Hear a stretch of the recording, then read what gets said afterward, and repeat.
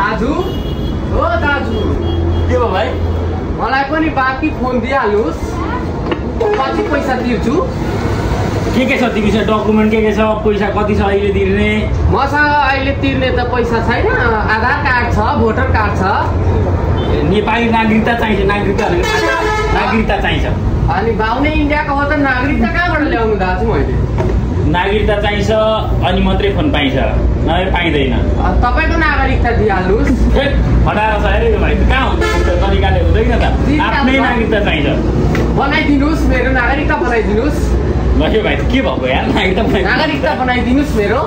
तिमीले कोही चिनाएको मान्छे 2 जना नागरिकता भएको नेपाली चिनेको छ? नेपाली त मैले तपाईँलाई चिनेको छ।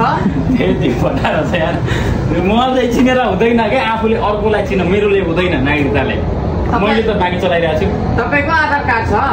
आधार कार्डले हुँदैन क्या, नेपाली होइन त यो, नेपाल होइन यो, इन्डिया हो।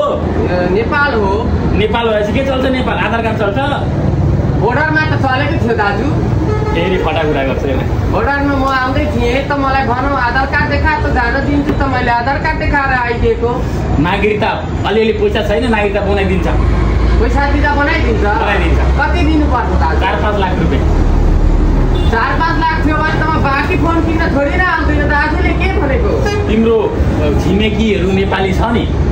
छिमेकी मेरो घर त उहाँ इन्डिया हो त, छिमेकी कहाँदेखि नेपाली हुन्छ? नेपालमा चाहिँ फोन किन आएको त? इन्डियामा किन्नु पर्दैन? यहाँ बाँकी पाइन्छ भन्ने सुनेर आएको। नेपाली चाहिँ कहाँ सिक्यो यस्तो राम्रो नेपाली? म त पहिल्यैदेखि यतै काम गर्थ्यो, गिटी बेल्चा हान्थ्यो। गिटी बेल्चा हान्थ्यो। उमेर कति वर्ष? उमेर मेरो 22 वर्ष हो। कति वर्षमा आएको नेपाल? नेपाल पो आएको। तिमीलाई बाँकी फोन चाहिन्छ भने 2टा नागरिकता चाहिन्छ। यहाँ त रमाइलो हुँदो रहेछ दाजु। उता त एउटा मान्छेको एउटा आधार कार्ड हुन्छ, यहाँ एउटा मान्छेको 2-2वटा नागरिकता हुन्छ। एउटा मान्छे तिमी भयो, तिमी त भएन, तिमी त धोती भयो, इन्डियन भयो होइन। अर्को 2 जना, तिम्रो साथी 1 जना, अर्को पनि 2 जना, 2 जना चाहियो तिमीलाई नागरिकतावाला मान्छे पनि यी ल्याउनुपर्छ। एउटा तपाईँको दिइहाल्नुहोस्, एउटा तपाईँको साथीको दिइहाल्नुहोस् त, निकालिहाल्छ। बाँकीमा फोन म त लिएर जाने गर्छ, कति पैसा तिर्छ? त्यस्तो हुँदैन भाइ। नागरिकता लिएर आउने, मान्छे लिएर आउने, नेपाली चाहिन्छ नि फेरि। दिनु न दाजु। यो भाइको त इन्डियाबाट फुटेर खेदेको हो, डामेरै खेदेको हो। डामेर त खेदेको छैन, तर पनि दिनु न।